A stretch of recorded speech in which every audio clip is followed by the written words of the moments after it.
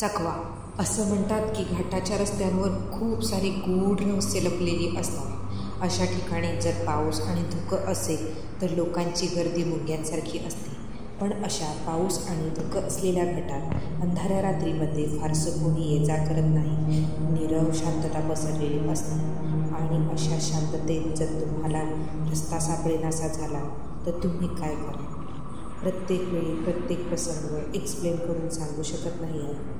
फक्त जाणवू शकतो की इथं खरंच कोणी होतं का. नमस्कार मंडळी, मी सीमा पुन्हा एकदा तुमच्यासाठी एक नवीन भयकथा घेऊन आली आहे. ही कथा माझ्या एका मैत्रिणीची आपबीती आहे. सोनाली आणि संजय यांचं नुकतंच लग्न झालं होतं. संजय पुण्यात एका सॉफ्टवेअर कंपनीमध्ये काम करत होता. लग्नानंतर संजयला प्रोजेक्ट सबमिशन असल्यामुळे लगेच कामावर रुजू व्हावं लागलं. मग सोनालीही त्याच्यासोबत पुण्यातच गेली. शहर नवीन, माणसे नवीन, सगळंच नवीन. संजयला तर खूप काम असायचं ऑफिसमध्ये. तो 9:30ला ऑफिसमधून निघायचा आणि 10पर्यंत घरी पोचायचा. जेवण करून झोपायला जायचा. अशा महिन्याभराच्या रुटीनमुळे सोनाली जाम वैतागली होती. ती आता कंटाळली होती. संजयला तसं तिनं सांगितलं. मग संजय म्हणाला, चल आपण ह्या विकेंडला लोणावळ्यात फिरायला जाऊ. मग काय, सोनाली एकदम खुश झाली. पण तिला काय माहिती होतं की लोणावळ्याच्या घाटात तिला कसला थरकाप उडवणारा अनुभव येणार आहे. शनिवार आला. दोघेही तयार होऊन बाईकवरून निघाले लोणावळ्याकडे. दिवसभर लोणावळा आणि जवळचा परिसर पाहून ते टायगर पॉईंटला संध्याकाळी आले. तिकडे सनसेट पाहून निघतच होते.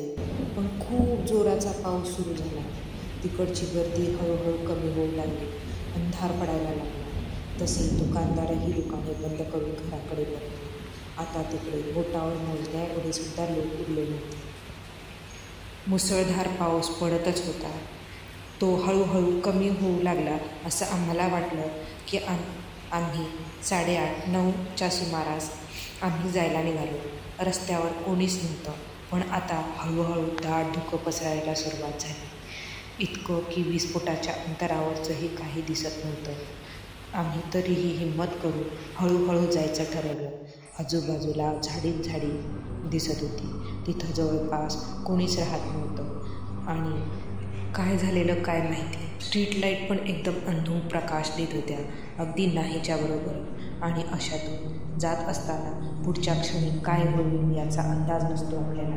घरातले म्हणत होते उशीर झाला तर तिकडे चांगल्या हॉटेलमध्ये राहा. पण ते हॉटेल सापडेपर्यंतचा प्रवास करणं गरजेचं होतं. तरुणपणाची धुंद होती आम्हाला. म्हणून निघालो होतो काहीच तयारी न करता. मस्त मजा आणि पावसात भिजायला. वाटलं 9-10पर्यंत पुण्यात पोहोचू आम्ही. पण 9:15 वाजले. अजून रस्ता सापडत नव्हता. दाटसर धुक्यामध्ये आम्ही दोघेही गारठून गेलो होतो. पण फक्त बाईकच्या हेडलाईटच्या उजेडात हळूहळू घाबरत पुढे जात होतो. अशा रस्त्यांवर चोर, जंगली प्राणी आणि भुताखितांची भीती असते. आमचं सगळं रक्षण रोडवर होतं. एक छोटीशी चूकसुद्धा आम्हाला खूप भारी पडणार होती. जवळपास 2 किलोमीटर पुढे आलो असेल आम्ही. चारी बाजूने फक्त गडद काळोख पसरलेला होता. आणि बाजूच्या झोपातून कसलेसे आवाज येत होते. अजूनपर्यंत एकही गाडी ह्या रस्त्यावरून आम्हाला पास झाली नव्हती. अचानक आम्हाला बाईकच्या फोकस लाईटमध्ये 100-150 मीटरच्या अंतरावर काहीतरी दिसलं. रस्त्याच्या मागे जसं आम्ही त्याच्या जवळ जात होतो ती गोष्ट मोठी होत चालली होती. पूर्ण पायघोळ काळ्या रंगाचा रेनकोट घालून एक वयस्कर माणूस रस्ता क्रॉस करत होता. बाईकचा वेग आधीच कमी होता. तो अजून कमी केला. तो माणूस एक पाऊल हळूहळू पुढे ठेवत घनदाट झाडीमध्ये दिसेनासा झाला. जीव मुठीत घेऊन आम्ही पुढे निघालो. जवळपास 30 मिनिटे गेली असतील. पुन्हा तसंच वळण, पुन्हा तीच झाडे. एका बाजूने पुन्हा त्याच डोंगराच्या कडा आम्हाला दिसू लागल्या. थोडं पुढं आलो आणि बाईकच्या फोकस लाईटमध्ये 100 मीटरच्या अंतरावर पुन्हा कोणीतरी दिसलं. आम्ही हळूहळू जवळ जाऊ लागलो तर पायघोळ काळा रेनकोट घालून पुन्हा कोणीतरी रस्ता ओलांडत होतं. रस्ता ओलांडून ते पुन्हा जंगलात दिसेनासं झालं. आता एवढ्या थंडीत आम्हाला दरदरून घाम फुटला. तसंच हळूहळू पुढे निघालो. मध्ये थांबण्यात काहीच अर्थ नव्हता. तसंच निघालो, पुढे जात राहिलो. अजून अर्धा तास झाला, वळण काही संपेना. पुन्हा तीच झाडं, त्या डोंगराच्या कडा, पुन्हा तेच वळण. आता मात्र आमची बोबडी वळली. मोबाईल ऑन करून गुगल मॅप ऑन करायचा प्रयत्न करू लागलो, पण नेटवर्कसुद्धा मिळेना झालं. खूप प्रयत्न केला पुढे मागे जाऊन, पण सगळं व्यर्थ. पुन्हा बाईकवर बसून पुढे जात राहील. मी मनातल्या मनात म्हणत होते की या अंधाऱ्या रात्री दाटधुक्यात हरवलेल्या रस्त्यातून आम्ही बाहेर पडू की नाही. आणि तेवढ्यात असा आवाज आला. मी संजयला म्हणाले, अरे संजय, तुला कसला आवाज आला का? तो बाईक लक्ष देऊन दाटधुक्यातून पुढे नेत होता. त्याचं काही लक्ष नव्हतं. तो नाही म्हणाला.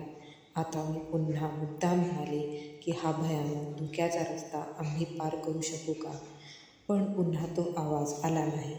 पुढं जात असताना तोच वयस्कर माणूस पुन्हा रस्ता ओलांडताना दिसत होता. आता मात्र काही सुचत नव्हतं. बाईक थांबवून संजयने त्या वयस्कर माणसाला हटकलं. बाबा, गावात जायचा रस्ता कुठे आहे?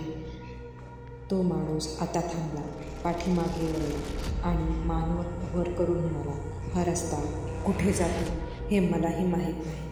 कित्येक वर्ष झाली मी याच रस्त्यावरून भटकत आहे. त्या माणसाच्या चेहऱ्याकडे बघितलं तर त्याच्या चेहऱ्यावर नाक, डोळे, तोंड काहीच नव्हतं. नुसता सपाट चेहरा होता. आता आमच्या भीतीने चरणसीमा गाठली होती. संजयने गाडीची रेस वाढवली आणि सुसाट वेगाने गाडी पुढे चालायला सुरुवात केली. गाडी जितकं पळवू शकत होती तेवढी स्पीडने पळत होती. एकदम संजयने सांगितलं, सोनाली, तुझे मोकळे केस बांधून घे आणि जॅकेटच्या बाह्या पूर्ण पुढे ओढून घे. तुझा लग्नातला हिरवा चुडा उतरवला नाही अजून. आमच्याकडे 1.25 महिन्याने उतरवतात तो. पण संजयने सांगितल्यावर मी लगेच केस बांधले, हुडीच्या टोपीमध्ये पूर्ण डोकं झाकून घेतलं आणि बाह्यांमध्ये पूर्ण चुडा झाकून घेतला.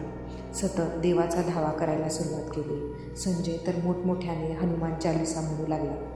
आणि पुढच्या 20 मिनिटात आम्ही तो घाटाचा उतार पार करून खाली आलो. तिकडे एक वळणाच्या अगदी शेवटी एक टपरी होती. तिकडे अजून लाईट दिसत होती. रात्रीचे 11 वाजले असतील. आम्ही पूर्ण घामाघूम झालो होतो. धुकं आता थोडं थोडं ओसरलं होतं. घाबरत घाबरत आम्ही त्या टपरीवर थांबलो. तिकडे एक मध्यम वयाचे काका होते. त्यांनी आम्हाला बाकड्यावर शांत बसायला सांगितलं. पाणी प्यायला दिलं. पाण्याने स्वच्छ तोंड धुतलं. बघितलं हे स्वप्न तर नाही ना? त्या काकांनी चहा देऊ का विचारलं. आम्ही हो म्हणालो. आता मात्र एवढा वेळ दाबून ठेवलेलं रडून बाहेर आलं. मी हुंके देऊन मोठमोठ्याने रडू लागले. चहाचे ग्लास देताना काकांना काहीसा अंदाज आला असावा. ते म्हणाले, कशाला रे पोरानं एवढ्या रात्रीचं घाटातून फिरता? फिरत जाऊ नका असं. ह्या घाटात रानभूल पडती असं म्हणतात. अनेक लोकांना रात्रीचे वाईट अनुभव येतात इकडे. रात्रीची माणसे खूप कमी येतात या घाटातून. त्यात बाईकवर तर अजिबात नाही. चोरांच्या टोळक्या पण असतात इकडे. तुमचं नशीब बलवत्तर होतं म्हणून तुम्ही सुखरूप इथपर्यंत आलात. नाहीतर कधी कधी घडतात अशा घटना घाटात. ॲक्सिडेंट झालेल्या लोकांचे आत्मे अजूनही तिकडेच फिरतात म्हणे. घनदाट झाडी आणि तीव्र उतार. कुणाला माहीत कधी काय होऊन जाईल. रात्रीचे पुन्हा इकडे येत जाऊ नका. आम्हाला तिकडे जे दिसलं ते फार भयानक होतं.